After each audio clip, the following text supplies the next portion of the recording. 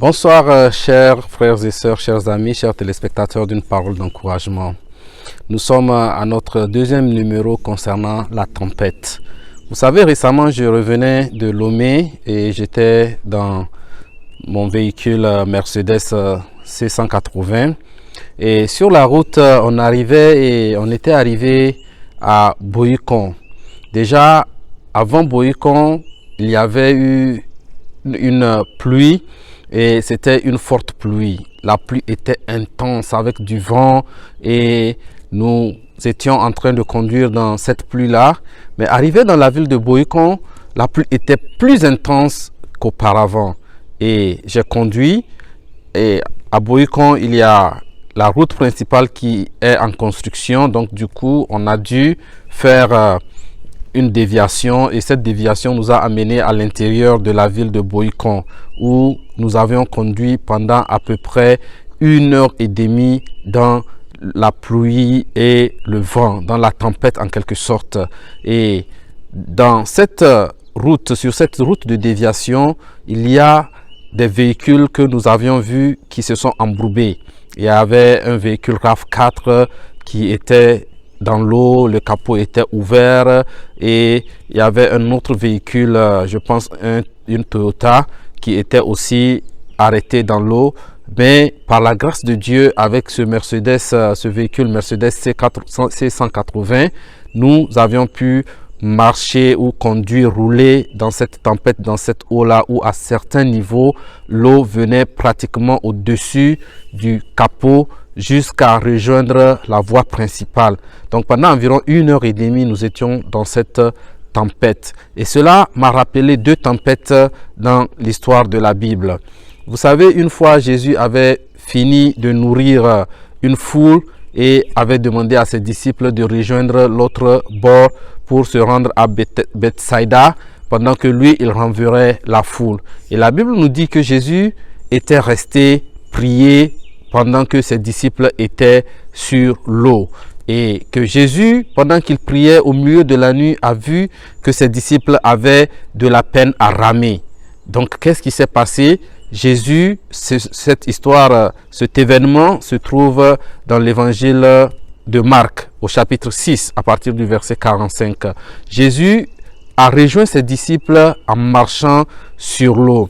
La Bible ne nous a pas dit que Jésus a menacé le vent, que Jésus a fait arrêter la tempête comme dans l'histoire précédente. Mais Jésus marcha sur l'eau dans la tempête pendant que les disciples avaient toujours cette difficulté à ramer jusqu'à ce qu'ils ne rejoignent les disciples dans la barque.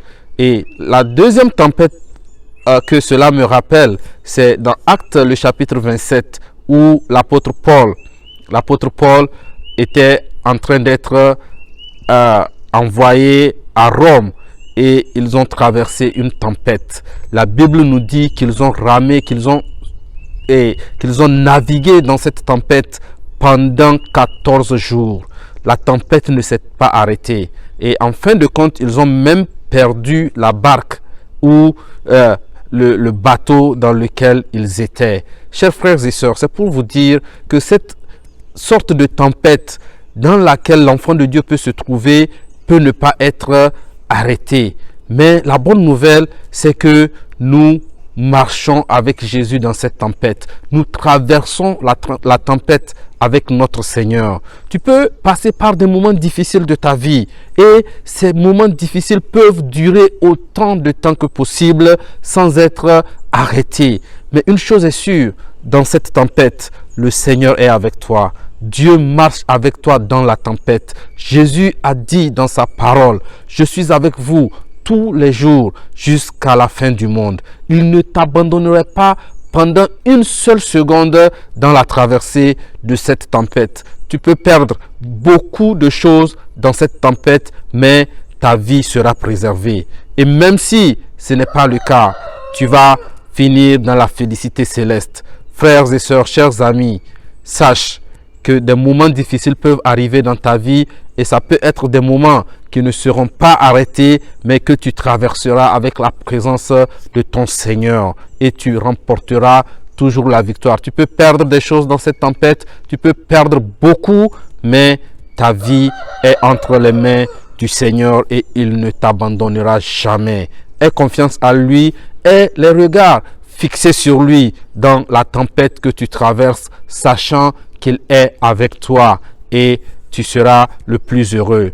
Que Dieu te bénisse. Merci d'avoir suivi ce deuxième numéro sur la tempête qui peut arriver dans la vie de l'enfant de Dieu. Que Dieu te bénisse. Aie confiance en lui et tu ne le regretteras jamais. Bye.